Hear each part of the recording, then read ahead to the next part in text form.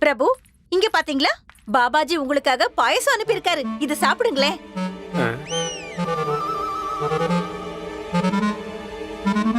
இப்படி உட்கார். ஆகட்டும்.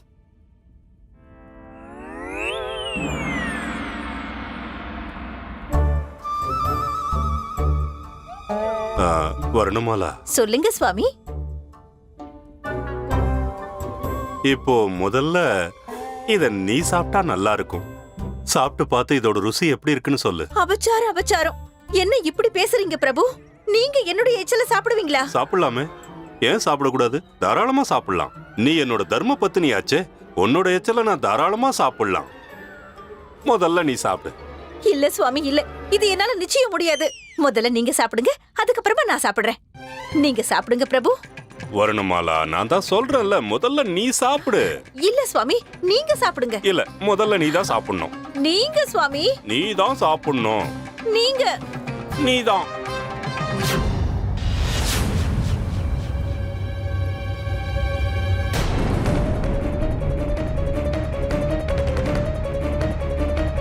இந்த இலை எப்படி கருப்பா மாறுச்சு?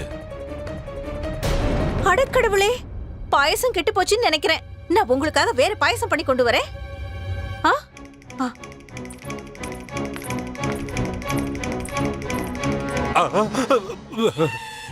பாத்தீங்களா ஆச்சாரியாரே, உண்மை வெளியில வந்துருச்சு பாருங்க. நல்ல கருப்பு ஆயிடுச்சு பாருங்க. இன்னுமா சந்தேகம் வரல? அந்த பாயாசத்துல விஷம் கலந்திருக்கு. உங்களை கொல்லணுங்கிறதுக்காக தான் இந்த ஏற்பாடெல்லாம். நீ சொல்றது உண்மைதான் ராமகிருஷ்ணா. அதாவது ராமகிருஷ்ணனோட ஆவியே, ஒருவேளை நீ சரியான நேரத்துல எனக்கு எச்சரிக்கை பண்ணலன்னா நானும் உன் பக்கத்திலேயே வந்து நின்னு இருப்பேன், ஆவியா ஆயிருப்பேன். உனக்கு உண்மையிலேயே ரொம்ப பெரிய மனசு ராமகிருஷ்ணா. அது என்னோட சுபாவம். அதேதான், அதேதான். நான் உன்னோட உயிரை பறிக்க முயற்சி பண்ண, ஆனா நீ என்னோட உயிரை காப்பாத்திருக்க. நன்றி, நன்றி ராமகிருஷ்ணா. அதெல்லாம் இருக்கட்டும். நாம இப்ப முதல்ல கண்டுபிடிக்க வேண்டியது, நம்ம 2 பேர் உயிரையும் பறிக்கணும்னு நினைக்கிறதுக்கு உண்மையான காரணம் என்னங்கறத தெரிஞ்சுக்கணும். இந்த காரியத்தை நீங்களே தான் செஞ்சாகணும். என்ன, நானா? அது நான் எப்படி? உங்களுக்கு மறந்து போச்சு. இப்ப நீங்க யாரு? நான் வந்து ராஜகுரு ஆச்சாரிய தாத்தாச்சாரியார். இந்த நேரத்துல நீங்க யாரு? இந்த நேரத்துல தற்காலிக மகாராஜாவா இருக்கேன். ஆமா, நீங்க தானே தற்காலிக மகாராஜா. நீங்க உங்க கடமைப்படி விஜயநகரத்தை பாதுகாக்கணும். விஜயநகரத்தோட எதிரிகளை தேடி கண்டுபிடிச்சாகணும். அதுதான் உங்க ராஜ தர்மம். சரி, நீயே சொல்லு, நான் இப்ப என்ன பண்ணணும்? எதுவா இருந்தாலும் செய்யறேன். முதல்ல நாம அந்த பாபாவுக்கு ஒரு தகவல் அனுப்பி ஆகணும். உங்க சிஷ்யர்கள் பாயாசத்தை கீழே கொட்டிட்டாங்க, அதனால நீங்க அதை சாப்பிட முடியாம போச்சுன்னு அனுப்பணும். அதுக்கப்புறம் என்னோட மரணத்தை நல்லா கொண்டாடுங்க. ஆமா, அதுக்கப்புறம்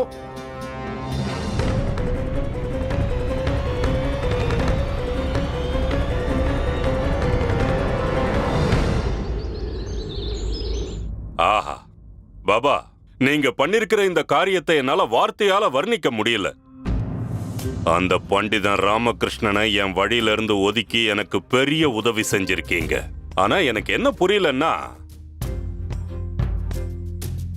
உங்களுக்கு நான் எப்படி என் நன்றியை செலுத்துறது, எந்த முறையில உங்களை கௌரவிக்கிறதுன்னு நினைச்சேன். அப்புறம்தான் கடைசியில எனக்கு ஒரு யோசனை வந்தது. உங்க கூட சேர்ந்து விருந்து சாப்பிடலான்னு தோணுச்சு. சாப்பிடு கிழவா, சாப்பிடு. உன் வாழ்க்கையில இதுதான் நீ சாப்பிடுற கடைசி சாப்பாடா இருக்க போகுது. பாயாசத்துல இருந்து எப்படியோ தப்பிச்சிட்ட. இன்னைக்கு நீ என்னோட வாழ்க்கிட்ட இருந்து தப்பிக்கவே முடியாது. நான் உன்னோட தலையை இன்னைக்கு சீவதான் போறேன். நீ என்னையே கொல்ல பார்த்தல்ல, நான் உன்னை நரகத்துக்கு அனுப்பி வைக்கலன்னா என் பேர் ஆச்சாரிய தாத்தாச்சாரியார் கிடையாது. இன்னியோட உன் கதை முடிஞ்சது. திருப்தியா சாப்பிடுங்க பாபா. கண்டிப்பா.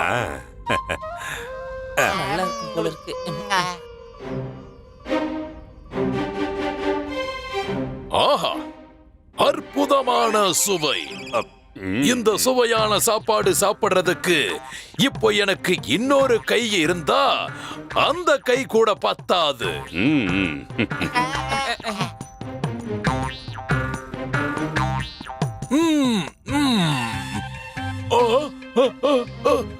ஒன்னு, 2, 3.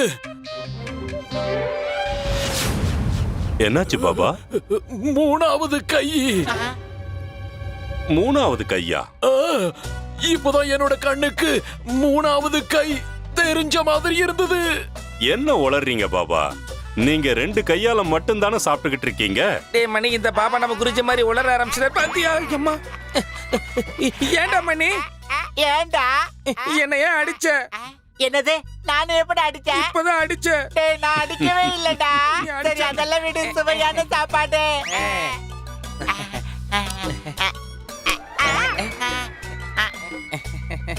நீ ஏன்டா என்ன அடிச்ச? நான் எப்படா உன்னை அடிச்சேன்? இப்பதானடா அடிச்சேன். மண்டையில ஓங்கி அடிச்சியே. நான் ஒண்ணு உன்னை அடிக்கவே இல்ல. இல்ல, நீதான் அடிச்ச. இல்ல, நீதான் அடிச்ச. மொட்டக்கல்லையா, நீதான் நீதான் அடிச்ச. அடிச்ச. அவன் பேச்சை கேட்டு நீதான் அடிச்ச. ராமாவோட பூதம், ஆமாடா, ராமாவோட கேள் பூதம். பண்ணி. நேரடியா அவன் போயிடலாம் பாபா, பாபா. ராமா! எங்க அவன்? என் கண்ணுக்கு அவன் தெரியலையே. இந்த இடத்துல உங்களுக்கு ராமனோட பூதம் கண்ணுக்கு தெரியுதா? இல்ல இங்க பூதம் அப்படி இப்படி எதுவும் இல்ல. அந்த 2 பசங்களும் கத்துனாங்களா, அதனால நானும் கொஞ்சம் பதட்டப்பட்டுட்டேன், அவ்வளவுதான். பூதங்கள் எல்லாம் என்ன கண்டாலே பயந்து ஓடுங்க. கேட்டிங்களாடா? ஒருவேளை பூதம் இருந்திருந்தா இவருக்கு தெரிஞ்சிருக்கும்ல. இவர் கண்ணுக்கு தான் எல்லாமே தெரியுமே. அப்படியே பூதம் வந்தாலும் இவர் முன்னாடி அடங்கிதான் ஆகணும். நீங்க சாப்பிடுங்க பாபா, சாப்பிடுங்க.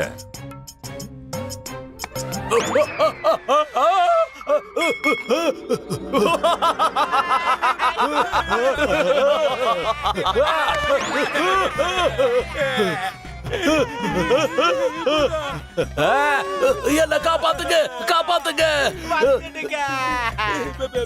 நீங்க ஏன் இப்படி பயப்படுறீங்க?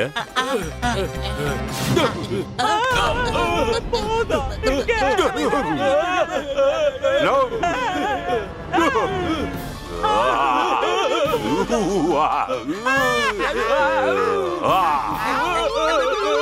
யாருன்னு தெரியுதா? யாருன்னு? ராமா! ராமாவா? இறந்து போய் திரும்பவும் வந்திருக்கேன் மோசக்காரனே. நான் அலைஞ்சுகிட்டு இருக்கேன். இதுக்கெல்லாம் காரணம் நீ பொறுத்த மட்டும்தான். நீ செஞ்ச சதியால தான் நான் நிரபராதியா இருந்தாலும் என் உயிரையே பறிச்சுட்டாங்க.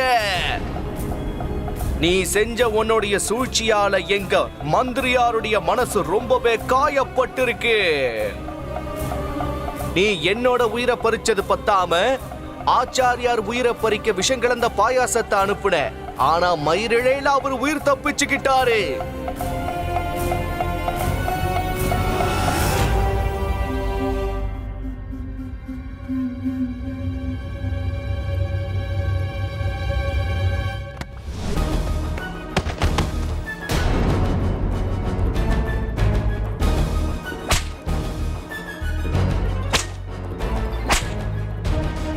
நீ யாருன்னு ஒழுங்கா சொல்லிடு. எங்க விஜயநகர ராஜ்யத்துக்குள்ள நீ வந்ததுக்கான காரணத்தை ஒண்ணு விடாம மறைக்காம சொல்லிடு.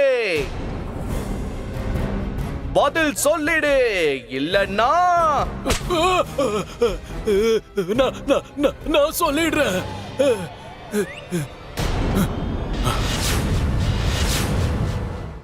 என்னோட பேரு குத்துலு பின்க.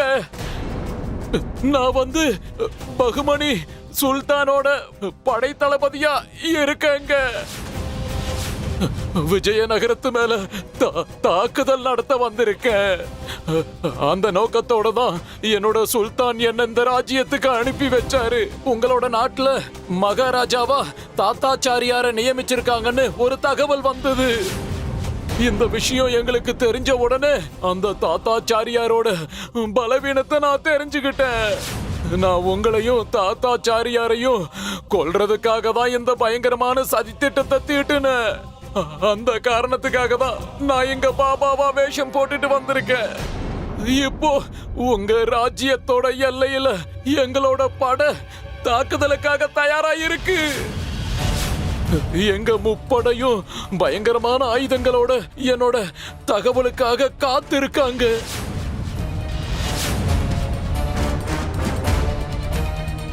உன்னோட படைகளை பத்தின மொத்த விவரங்களையும் தெளிவா சொல்லிடு. எத்தனை வீரர்கள், எத்தனை யானைகள், எத்தனை குதிரை படைகள், எல்லாத்தையும் ஒண்ணு விடாம விவரமா சொல்லு.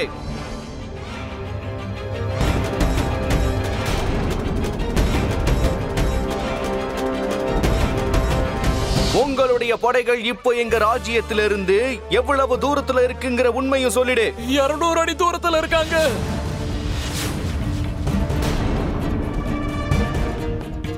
நீ விஜயநகரத்தை ஆக்கிரமிக்க வந்திருக்கியா? டேமணி, அந்த வாளை குடுறா. நான் இப்பவே இந்த நிமிஷமே இவன் கதையை இங்கேயே முடிச்சிடுறேன்.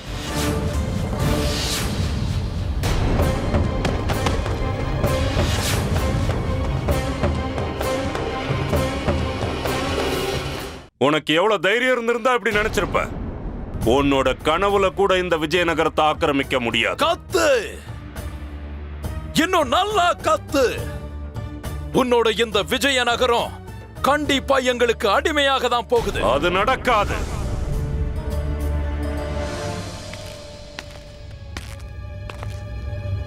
நான் இருக்கிற வரைக்கும் நிச்சயமா அது நடக்காது. எடு உன்னோட கூர்மையான வாளை.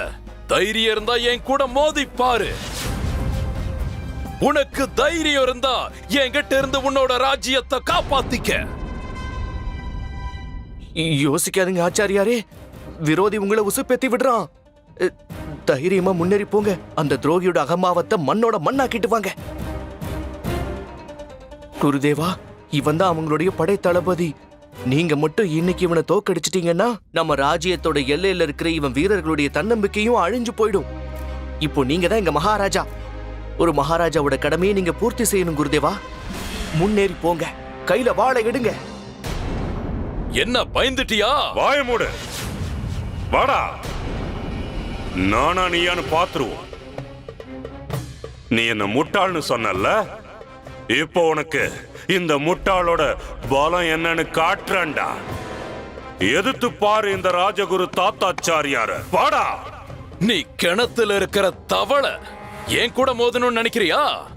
அந்த வாளை எடுத்து எங்கேயாவது ஓரமா போடு, இல்லனா உன்னோட உயிரை எடுத்துருவேன். இது உன்னால முடியாத காரியம். இப்படி எல்லாம் சொன்னா நான் பயந்துருவேன் நினைச்சியா? நீ ஒரு மீச வச்ச ஆம்பளையா இருந்திருந்தா இப்படி சூழ்ச்சி பண்ணிருக்க மாட்டடா. தாத்தாச்சாரியா,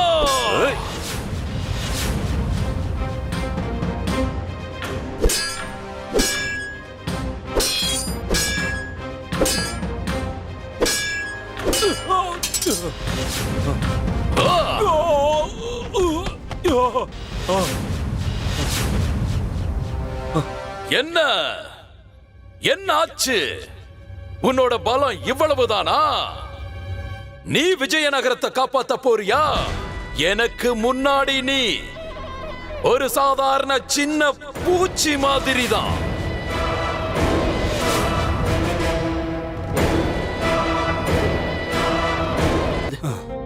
ஒருவேளை நீங்க தோத்துட்டீங்கன்னா இந்த மொத்த விஜயநகரமே தோத்து போயிட்ட மாதிரி ஆயிடும். நீங்க ஜெயிச்சுதான் ஆகணும்.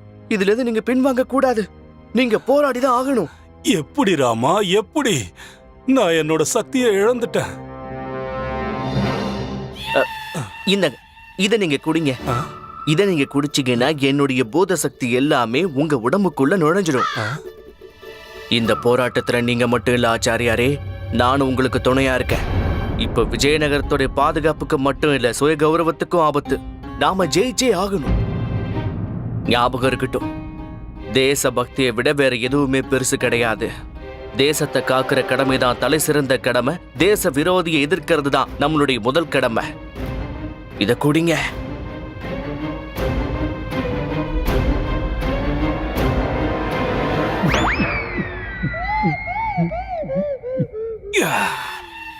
முன்னேறி போங்க ஆச்சாரியாரே.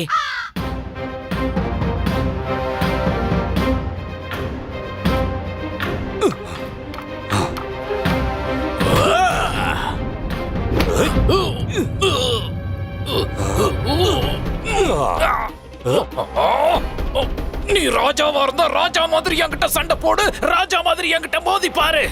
எடு உன்னோட வாளை, போராடி காட்டு.